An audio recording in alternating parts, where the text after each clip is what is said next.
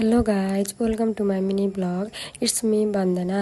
आज चाहिँ वर्षा र म मिलेर दिउँसोको नास्ता बनाउँदै थियौँ, चाउमिन। अनि वर्षाले चाहिँ चाउमिनमा चाहिने सामानहरू काटकुट पार्दै थिएँ। अनि मैले चाहिँ ग्यासमा चाउमिन उमाल्नको लागि बसालेको थिएँ। अनि मेरो चाउमिन चाहिँ पछि उम्लिसक्यो। अनि मैले रेडी पारेँ पहिला चाउमिनलाई। अनि मैले ग्यास अन गरेर कराही बसालेर त्यसमा चाहिँ मैले तेल हालेँ।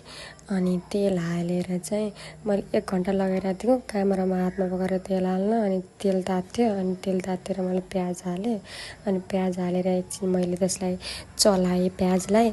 अनि चलाइसकेपछि फेरि मैले त्यसमा क्याप्सिकम पनि मिक्स गरेँ।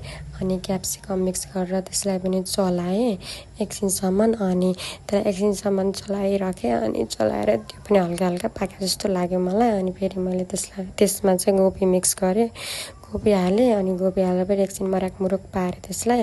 अनि मराकमुरुक पारेर चाहिँ यस्तो देखिरहेको थियो। अनि मैले त्यसमा चाहिँ बेसार र हल्का नुन हालेँ। अनि त्यसलाई मराकमुरुक पारेँ। अनि फेरि मराकमुरुक पारेर अनि यस्तो भएको थियो। अनि मैले त्यसमा चाहिँ चाउमिन हालेँ।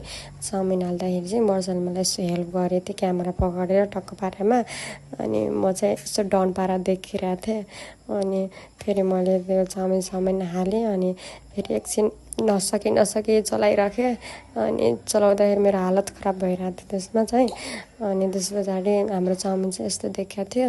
अनि त्यसमा चाहिँ मैले फेरि स्वादअनुसारको खुर्सानी, अनि फेरि के हालेको थिएँ, धनियाँको पाउडर अनि जिरा पाउडर हालेँ। अनि त्यस पछाडि फेरि त्यसलाई मैले मिक्स पारेँ। अनि चुक हालेँ। अनि चुक हालेर मिक्स पारिदिएँ मैले त्यसलाई। अनि मेरो बहिनी चाहिँ उतातिर मस्त मोबाइल हेरेर मकै खाँदै मौज गरेर बसिरहेको थिएँ। अनि यतातिर चाहिँ मैले त्यो कस्तो चलाएर यस्तो देखिरहेको थियो त्यो। अनि त्यसपछि वर्षाले पनि खै म पनि चलाउँछु भनेर नसकी उहाँ पुरा चलाइरहेको थिएँ, जान्दै नजानेर कस्तो चलाइरहेको थिएँ। अनि त्यस पछाडि मैले फेरि क्यामेरा पकेर त्यसलाई जिस्काइरहेको थिएँ कि यस्तो गर्छु भनेर। अनि हाम्रो चाउमिन चाहिँ फाइनलमा यस्तो देखिरहेको थियो। अनि त्यस पछाडि मेरो चटक फेरि अब हजुरलाई थाहा नै छ म यस्तै गरिरहन्छु चटक्स मेरो। अनि त्यस पछाडि मैले चाउमिन अब सबलाई हालिदिनु पर्यो नि त पाकिसकेपछि। अनि सबलाई म हाल्दै थिएँ। अनि वर्षाले क्यामेरा पक्रेको थियो, हल्लाइ गरिरहेको थियो फेरि त्यो क्यामेरा पनि। अनि बल्ल चाहिँ यति चाहिँ बनाएँ। अनि फेरि सबलाई हालेर अनि सबलाई मैले खानको लागि दिएँ। फर्स्टमा बाबालाई दिएँ, कस्तो छ बाबा भने, दामी छ मिठो हो भन्नुभयो बाबाले। अनि त्यस पछाडि फेरि बहिनीलाई भने। अनि बहिनीले पनि मिठो छ, वा यस्तो मिठो मैले कहिले खाएको थिएन भने भाइले चाहिँ नाटक पसाएर थियो मिठो थिएन भनेर पछि चाहिँ थपी 2 पटक खायो। अनि वर्षीलाई सोध्यो। अनि वर्षा पनि दामी छ, वा यस्तो मिठो त कहिले खाएको थिएन भनेर मलाई अझ जिस्काइरहेको थियो। अनि मम्मीलाई सोध्यो, मम्मीले पनि वा मिठो छ भनिरहनु भएको थियो।